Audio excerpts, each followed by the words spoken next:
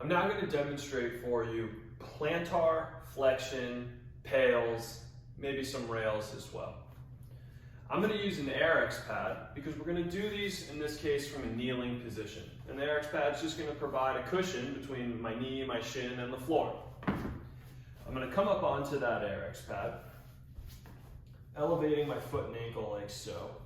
And I'm going to try to sit my foot back toward my heel like so.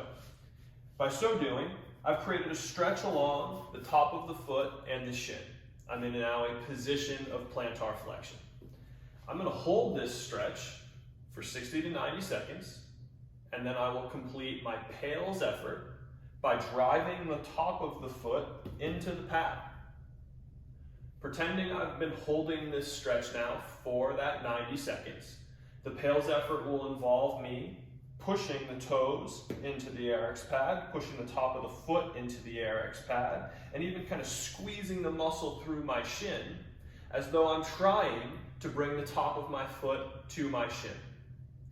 I'm going to start with a small effort, 10% resistance, and increase to 30%, to 50%, to 70%, to my strongest, safest effort, driving the top of the foot into the pad, pushing hard as I can, safely, holding, another 5, 4, 3, 2, 1, and release. Now, commonly, people who need this sort of plantar flexion work end up getting cramping experiences in the bottom of the foot, the arch area, when they're asked to curl the toes, flex the toes in other words, in positions of plantar flexion. If you are one of these people, you may not be ready yet for a rails effort, because the rails effort is going to ask that we flex the toes, curl them, try to lift the foot off of the AirX pad. If you are one of those people that cramps in the arch, your job is going to be, over the course of a few weeks or so, to work progressively harder PAILs efforts in this plantar flexion position to boost, in so many words, an awareness for your brain of the position of plantar flexion.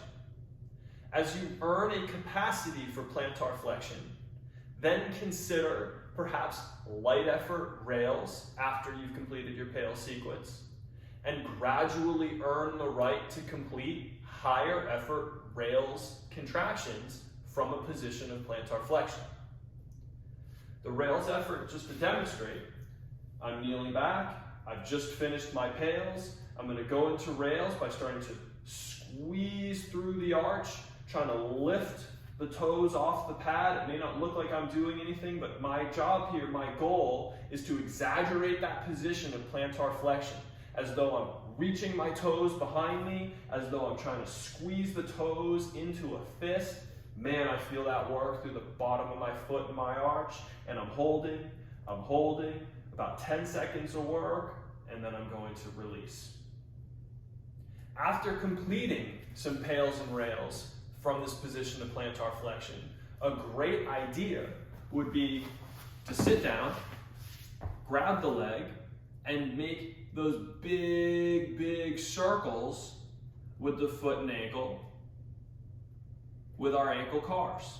A few repetitions going clockwise, a few going counterclockwise. But create some space with the PAILs and rails, and then use that space with your cars.